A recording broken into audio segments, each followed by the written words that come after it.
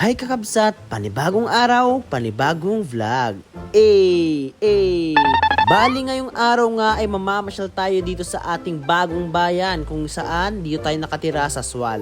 At dahil nga walang internet sa bahay at ayun, napag-usapan na lang namin na maligo ng ulan at gumala at umakyat ng mga bundok dito dahil sa bundok na ito ay sobrang napakaganda ng view at damang-dama mo ang buhay probinsya.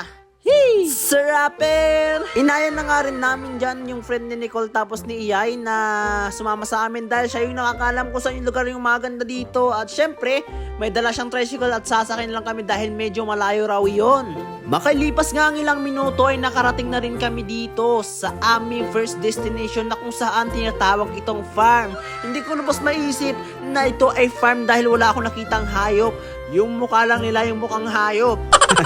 Andito na nga kami sa pangalawang gate na kung saan makikita mo agad dito yung maraming sili, napakaraming bunga ng sili na kung saan parang kang inaakit na parang gusto kang kunin. Kaso wala kang magawa kasi hindi sa'yo.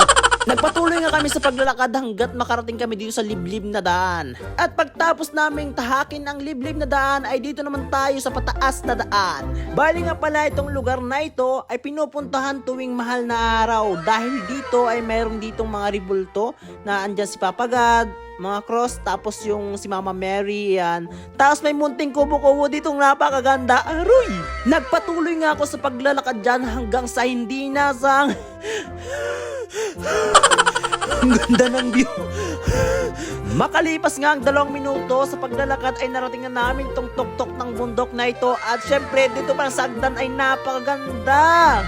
Woo! At pagtapos mo ang hingalin sa pag-akyat ay pwede ka namang magpahinga dito sa kanilang munting kubo-kubo na kung saan pwede mong i-enjoy yung napakagandang view, yung sarap ng dampi ng hangin, yung fog na pumapunta dyan sa hangin na yan. Ano daw?